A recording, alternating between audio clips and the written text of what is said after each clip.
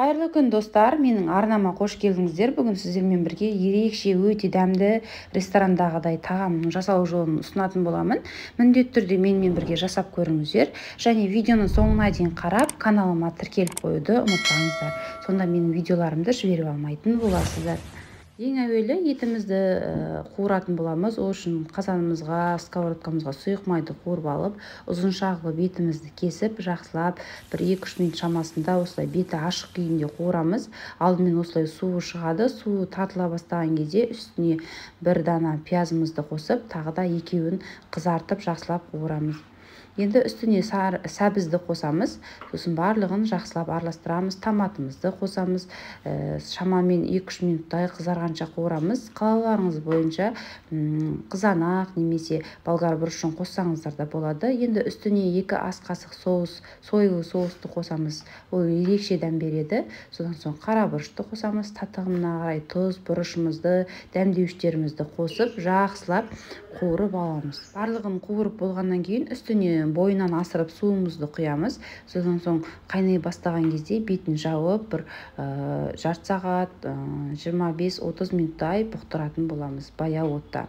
Енді картопымызды дайындаймыз. Әдемі болу үшін осындай құралдың көмегімен кесіп алдым.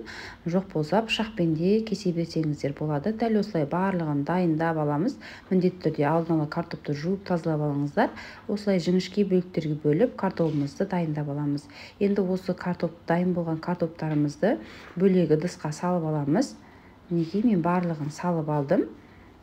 Енді картопымызды кішкене маринадтайтын боламыз. Ол үшін бізге паприка қажет болады, тұз, қара бұрыш, қалауларыңызша дәмдеуіштер қоссаңыздар да болады. Мен кішкене сарымсақты қостым және сұйық майды қосып, жақсылап араластырамыз. Бойына майды, дәмдеуіштерді сіңіргенше жақсылап араластырып алып, осындай противеньге қойып, қызып тұрған пешімізде 180 градуста қызарғанша салып алатын боламыз.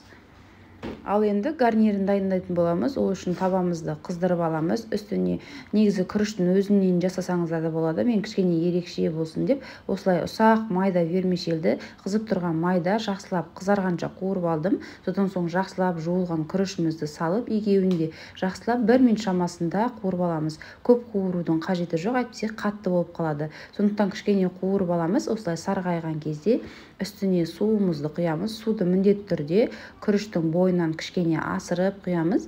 Татымына қарай тұзымызды саламыз. Жақсылап араластырып, бұрқылдатып, қатты отта қайнататын боламыз.